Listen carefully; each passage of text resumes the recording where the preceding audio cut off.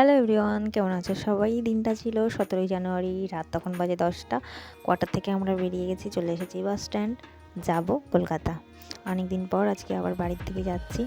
তখন বেজে গেছে রাত 3টে আর আমরা এসে পৌঁছেছি শঙ্কর হোটেলে, কৃষ্ণনগরে। এখানে এসে দেখছি এত ফুল গাছ লাগানো, একদম মনটা যেন শান্তিতে ভরে গেল।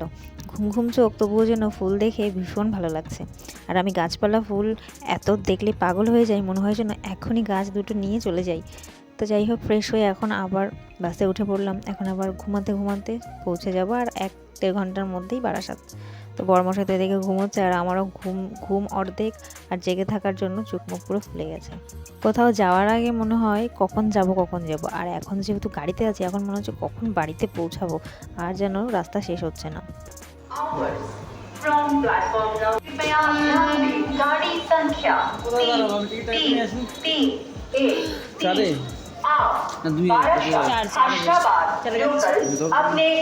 ভোর তখন বাজে 4:30। আমরা বারাসাতে নেমে গেছি আর নেমে দেখছি বেশ ভালোই ঠান্ডা লাগছে। আসলে ভোরবেলার দিকে এদিকে একটু ঠান্ডা লাগে, তবে দিনের বেলাতে একেবারে ঠান্ডা নেই বললেই চলে। আর ভোরবেলা থেকেই সবার কাজকর্ম শুরু হয়ে গেছে। এই যে যারা পেপার বিক্রেতা, তারা এখন পেপার নিয়ে যাচ্ছে আর আমরা দুজন বসে আছি ট্রেনের অপেক্ষায়।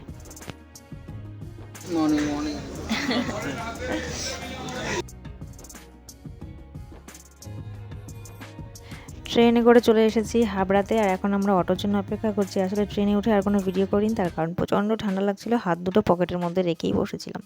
অবশেষে বাড়িতে চলে এসেছি। এসে দেখছি যে আমার ভাইয়ের কুকুরটা চলে এসেছে, ও এখন পেছন পেছন ঘুরছে, ওকে খেতে দিতে হবে। তো রোদ পোহাচ্ছি, বাড়িতে এসে কি ভালো লাগছে। আজ আবার 3 মাস পর বাড়িতে এলাম। যখন বাবা চলে গেছিলো তখন শেষ এসেছিলাম, আর এখন আবার অনেক দিন পর এলাম। তবু একটা গুরুত্বপূর্ণ কাজের জন্য আসতে হয়েছে।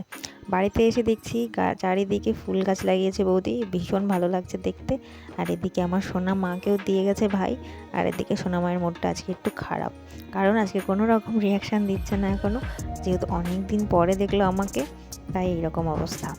তারপর সকালবেলাতে ফ্রেশ হয়ে নিয়ে দেখছি মা এদিকে ঝাল ঝাল পিঠে বানাচ্ছে, সাজের পিঠে। আমরা কিন্তু এইভাবে সাজের পিঠে খেতে খুব পছন্দ করি। তোমরা কারা কারা খাও অবশ্যই কমেন্ট করে জানিও। ধনেপাতা লঙ্কা পেঁয়াজ খেয়ে দেখো, সেই মজা।